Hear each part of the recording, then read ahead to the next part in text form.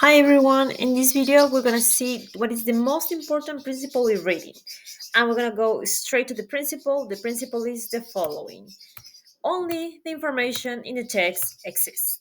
So this is the most important principle. I always teach it in my classes, and I want to explain very quickly how this works. If you get this right, you probably get most of your questions correct, and from this principle there are other principles that follow that. Of course, you should also learn them, but if you just get this straight, you will be fine. So let's jump into an example. Let's say you have a text that says the following: Anna is crying. And now the question is, how does Anna feel? I want you to answer this question. You can pause the video and give it a thought, or you can just give your first answer, but I want you to answer, how do you think Anna feels? So, you probably thought maybe your first instinct or your thought instinct was to say she's feeling sad. But feeling sad is the wrong answer in this case. Now, I know in real life when somebody's crying, it's very likely that that person is sad, but not here, not in the exam, not in the SAT, in the GMAT, in the TOEFL, whatever exam it is that you're taking. Why? Because what are the things that we know about Anna? What is the information that we have from the text? Well, we know that she's crying. And what are the things that we don't know about Anna? Well, we don't know what she's thinking. We don't know what she's feeling. We don't know how old she is. We don't know where she is. We don't know who she is. Like, we don't really have any other piece of information that will help us understand what's happening with Anna. So here comes the kind of extra step that we had to take, which is, what why would a person cry? What would be other reasons why Anna is crying other than being sad? What do you think? I want you to maybe pause the video or again give it a thought about what could possibly lead a person, assuming that Anna is a person, to cry. Pause the video, give it a thought, think of all the possibilities. You may have come up with some possibilities. Maybe sadness, maybe is the first thing that we think. Yes, people may cry because they're sad. Maybe pain. Have you ever like hit yourself so hard, like on your foot or on your stomach so hard that you actually start crying? Maybe out of happiness. Have you ever cried out of happiness or seen people who cried out of happiness? Like, people actually can cry out of happiness. It's just an emotion. Maybe hunger. We don't know how old Anna is. Maybe Anna is 6 months old and she's a baby and she's crying because she's hungry. Or maybe she's a baby and she's crying because she wants her mommy. Like, we don't have that information. Maybe Anna is crying out of frustration. Maybe a baby or not. Frustration is another reason why people could cry. Maybe she's crying out of grief, which, yes, okay, granted, grief is a type of sadness. So if you say sadness and there's this grief, yes, they go along, but think about it, like, they're not exactly the same. And yes, this is another reason why somebody will cry. Or maybe she's not really crying. Maybe she's pretending to cry. Maybe she's faking the crying.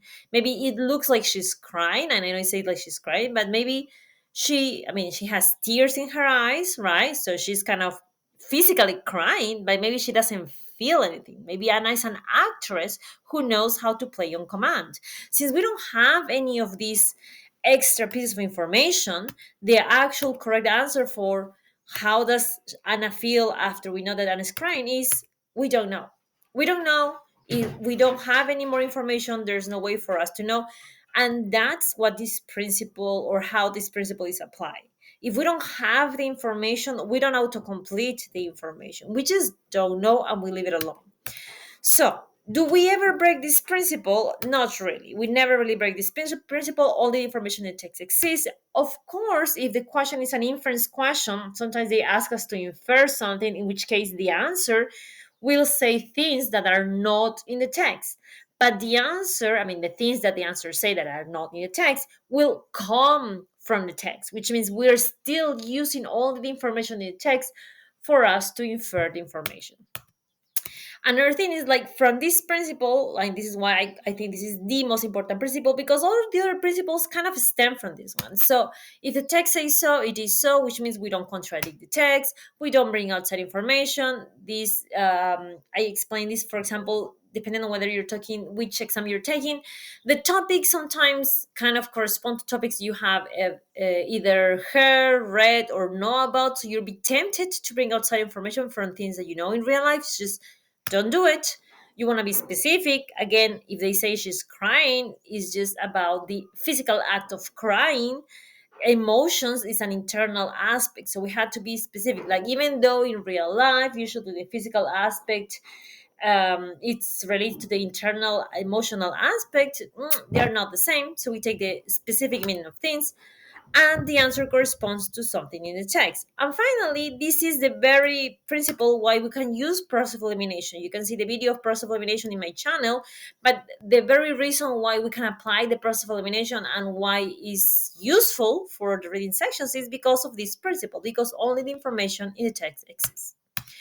Okay, before we finish, important things to consider. First of all, practice official questions for the exam you'll take. Even though this principle is the same principle for pretty much all the standardized tests that you may take, like whether you're taking the SAT, the TOEFL, the GRE, the IELTS, the GMAT, is the same principle. But the application and the extent of how literal they are or how specific they want you to be does depend on the text. So usually exams like the TOEFL and the IELTS are a bit more flexible than exams like GMAT and SAT. Usually for vocabulary, the GRE is more precise. For TOEFL, is like vocabulary wise, we're not that precise. So it does depend on the exam. Second important point, you want to keep it superficial. Remember, like, another principle is like you don't have to understand everything. So if it literally says crying, just don't overthink it. Just keep it superficial. Crying is crying. That's it. I just wanted the superficial aspect of what they're telling me, right?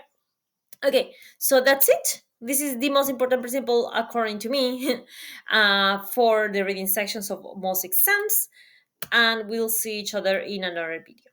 Bye.